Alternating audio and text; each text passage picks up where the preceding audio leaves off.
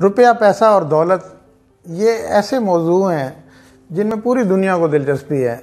ہر شخص اس میں انٹرسٹ لیتا ہے، لیکن اس کے بارے میں ہماری معلومات بہت کم ہیں.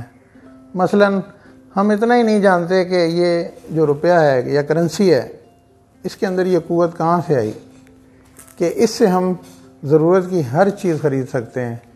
جب ہم باہر جاتے ہیں اور یہ نوٹ کسی چیز کی قیمت میں یا کسی چیز کے عوض ادا کرتے ہیں تو کوئی ہم سے کوئی سوال نہیں کرتا اور ہم آسانی سے وہ چیز خرید لیتے ہیں جو اتنے پیسوں میں آتی ہے.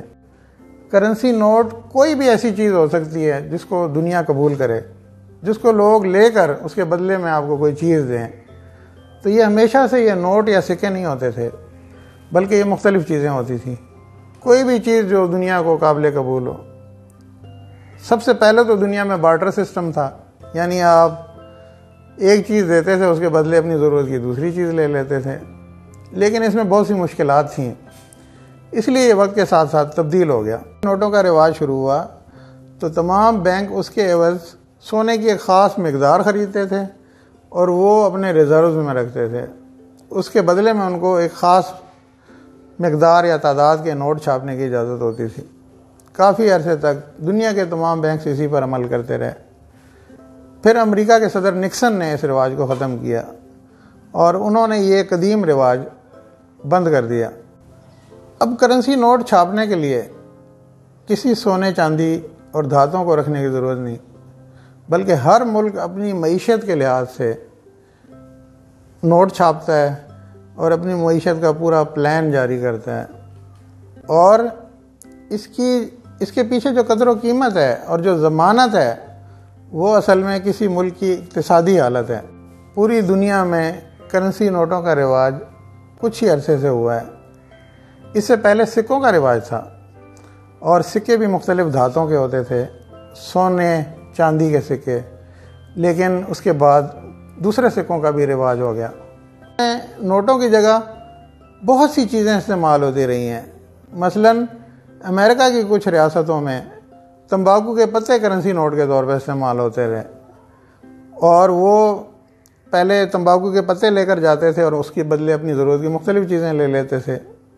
آہستہ آہستہ لے جانے کا رواج بھی ختم ہو گیا اور لوگوں نے اپنے گوداموں کو چیک کروا کر کہ اس میں اس کوالٹی کا یہ تمباکو موجود ہے اور اس کوالٹی کا یہ تمباکو موجود ہے اور وہ اتنی مقدار میں اس کو چیک کروا کر اس کے سرٹیفکیٹ بنا لیے اور وہ سرٹیفکیٹ دکھانے پر ہی خریداری ہو جاتی تھی. تو یہ اس دور کے کرنسی نوٹ تھے. تو اب جو آج کل ہمارے پاس کرنسی نوٹ ہیں ان کی مثال بھی اسی طرح ہے. کسی بھی چیز کی قدر و قیمت اس کی ڈیمانڈ، سپلائی اور مارکیٹ کے لحاظ سے ہوتی ہے. مثلا ہمارے ہاں ایک کار ہے، مہران کار کو لے لیں. مثلا اس کی قیمت اگر 10 لاکھ ہے تو وہ اس لیے کہ ہمارے ہاں سال میں کتنی مہران کاریں بنتی ہیں اور ہمارے ہاں اس کے خریدار کتنے ہیں. اگر کوئی حکومت یہ اعلان کر دیتی ہے کہ وہ تمام شہریوں کو ایک ایک کار دینا چاہتی ہے اور وہ اتنے نوٹ چھاپ دے کہ تمام لوگ گاڑی خریدنے نکل جائیں، تو کیا آپ کا خیال ہے کہ گاڑی کی قیمت برقرار رہے گی؟ نہیں رہے گی. بلکہ آج گاڑی کی قیمت 10 لاکھ ہے تو وہ کل 15 لاکھ ہو جائے گی، پرسوں 20 لاکھ ہو جائے گی اور یہی گاڑی 1 کروڑ تک پہنچ جائے گی. اسی کو انفلیشن کہتے ہیں.